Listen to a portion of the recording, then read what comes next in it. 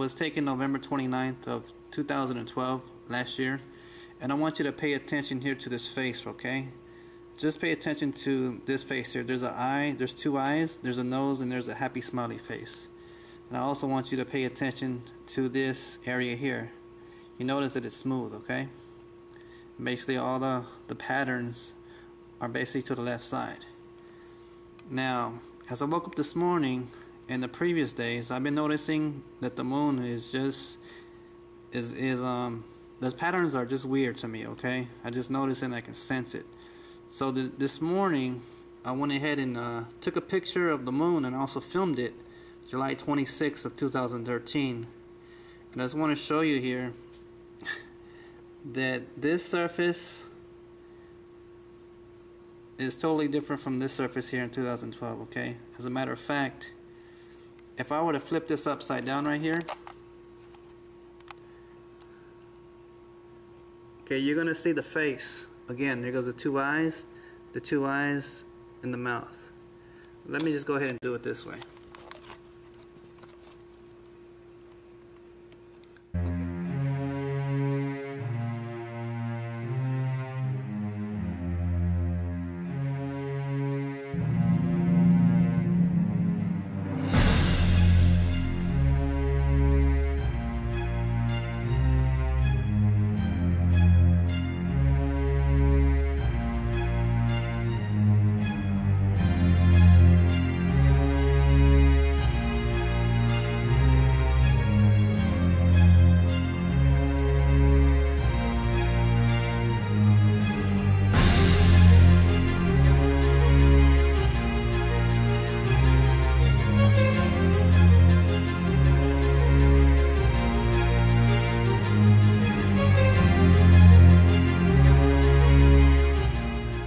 So a lot of people have been noticing a change in the moon and the moon phases.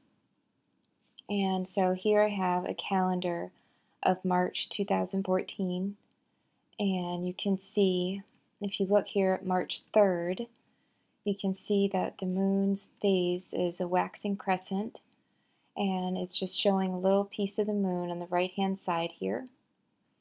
And so that's what the moon phase was supposed to look like on March 3rd, 2014. So I did a search for actual pictures of the moon on that date, and I found some photographers that like taking pictures of the moon, and here's one here, and you can see that this picture shows March 3rd, 2014, that the moon was not how it was supposed to be. It was actually facing downward a little, and none of the moon phases in the calendar show it facing down at all. So this is not a known moon phase. Okay, now this is caused by Planet X approaching. Planet Earth is changing. There is a pole shift. The Earth's axis is changing, and so that is causing us to see the moon in a different way, and so the moon phases are not correct anymore. And here is another one from April. Okay, so here is a calendar for April 2014 moon phases. And as you can see, for April 1st, it shows that the moon phase was supposed to show just a little bit of the moon on the right hand side, but again I found a photographer's picture of the moon, and I will leave a link to his site. I found it on Flickr, and he took a picture on April 1st, 2014 of the actual moon, and the moon phase did not look how these websites say it was supposed to look once again. You know, you can see here that the moon only showed a little bit at the bottom, and it was not on the right hand side like it was supposed to be. So this is happening all the time. You can, find a moon phase calendar. I'll leave some links below, and look at the moon yourself, and you will see that it is not how it's supposed to be. And this is a result of the pole shift The Earth's axis is changing, and that is because Planet X is coming closer. Now, in ancient Sumerian texts, we're told that Planet X orbits our Sun every 3,600 years. It flies through our solar system, causing great disasters on Earth.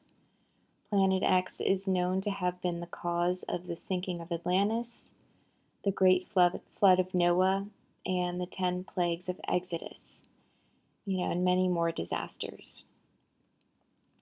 So the next Planet X flyby will occur when it's on our side of the Sun, and as of July 2012, the Planet X system is already within Earth's orbit.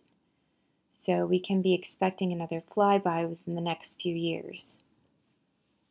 Some signs of the axis and pole shift are violent weather, volcanoes, earthquakes, train derailments, record-breaking extreme weather, which we've been seeing.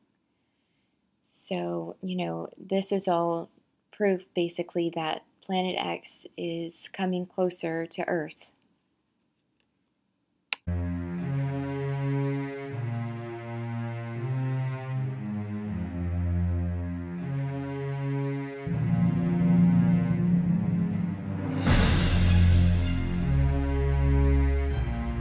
Now to the asteroid that zoomed high in the skies today, flying closest to New Zealand at 2:30 this afternoon. As galaxy measurements go, it was a near miss to planet Earth. And as ABC's Lama Hassan reports, scientists didn't even see it coming until just last week. Tonight, a narrow miss for all of us as an asteroid measuring 60 feet, roughly the same size as a small house, has whizzed by Earth, as close as a cosmic inch, just 25,000 miles away. This asteroid so big and powerful, if it had hit the Earth, the results disastrous. An asteroid of this size is very similar to the asteroid that hit in Chelyabinsk last year, which had an energy of about 30 times the bomb dropped over Hiroshima. Tonight's asteroid was a close encounter, as closest as many of our weather and communication satellites, and 10 times closer to us than the moon. It's the stuff of Hollywood movies. In real life, experts say most asteroids go undetected, only 11,000 discovered so far. That's less than 1% of all asteroids. This asteroid only spotted a week ago, but scientists need at least a decade warning to deflect something of this size. And then all you have to do is send a spacecraft out there on a many-year trajectory, give it a small, tiny nudge, and that's enough to keep it from hitting the Earth. Close calls encouraging scientists to find more of these asteroids before it's too late.